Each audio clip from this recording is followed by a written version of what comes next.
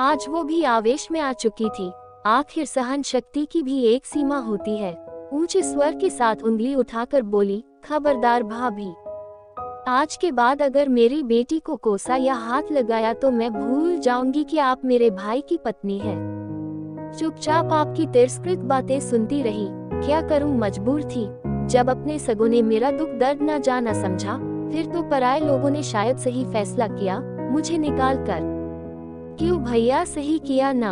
अरे इससे तो अच्छा होता आप किसी किराए के कमरे में मेरा ठिकाना बना देते, फिर चाहे लोगों के घरों में काम कर मैं अपना और अपनी बेटी का गुजारा कर लेती। पर स्वाभिमान के दो निवाले तो नसीब होते मेरी चंचल को। यहाँ तो रात दिन मैं काम में पिसती हूँ। बेचारी मेरी नन्ही सी बेटी तक अपनी मामी और आपके बच्चों की सेवा करती है। वो कहते जा पानी ले आ पीने, तो पानी देती है। झूठे बर्तन उठाने को कहते हैं तो वो भी उठाती है। कुछ फैल जाए उसके हाथों से तो नन्हे नन्हे हाथों से उन्हें घबरा कर समेटने लगती है। सच सच बताओ भाभी, क्या तुम अपने बच्चों से एक गिलास भी पानी का भरने कहती हो? और भैया आप तो सब देखते समझते हो, क्या आपको अपनी भांजी पर तरस नहीं आता? जिस बहन पर आप एक समय जान छिड़कते थे, आज उसके मान की भी कोई कीमत नहीं आपकी नजरों में। क्या मैं इतनी बोझ लगती हूँ आप लोगों को? आप लोगों ने ही मुझे बाहर कोई नौकरी करने से मना कर दिया था ना? क्या इसीलिए कि भाभी को मुफ्त की नौकरानी चाहिए थी? काम करने से मैं कभी डरती नहीं, ना चालाकियां जानती हूँ, लेकिन मैं भी एक इंसान हूँ, मुझमें भी संवेदनाएं हैं। मुझे भी थकावट होती है, कष्ट होते हैं, लेकिन अब बस बहुत हुआ।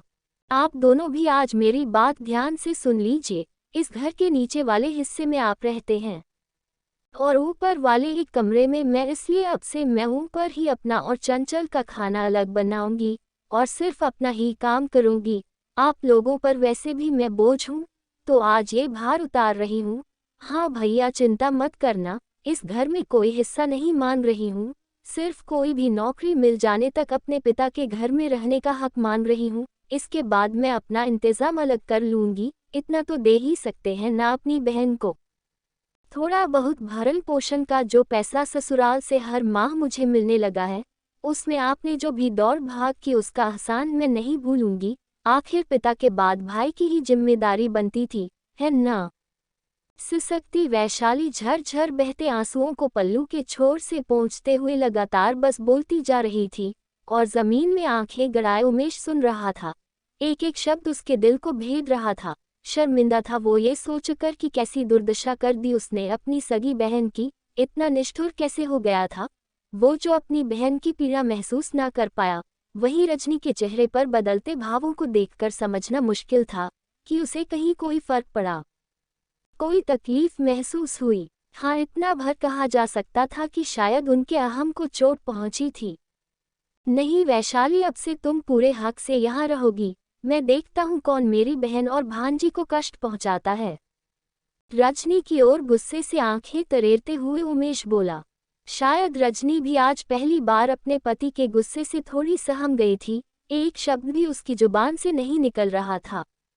नहीं भैया, मैं अब आप दोनों से नाराज नहीं हूँ, बल्कि धन्यवाद करती हूँ कि मेरी आंखें खोल दी आपने कि हर लड़की को, चाहे वो विवाहित हो, अविवाहित हो या विधवा, उसे इतना सक्षम तो होना चाहिए, आत्मनिर्भर होना ही चाहिए कि उसका आत्मसम्मान बना रहे और किसी की मुफ्त की नौकरानी ना बनकर रह जाए।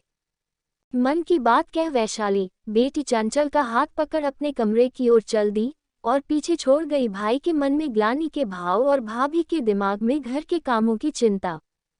दोस्तों, विपत्ति का साया किसी पर भी पड़ सकता है, लेकिन मुसीबत में साथ देना भी तो इंसान का धर्म है।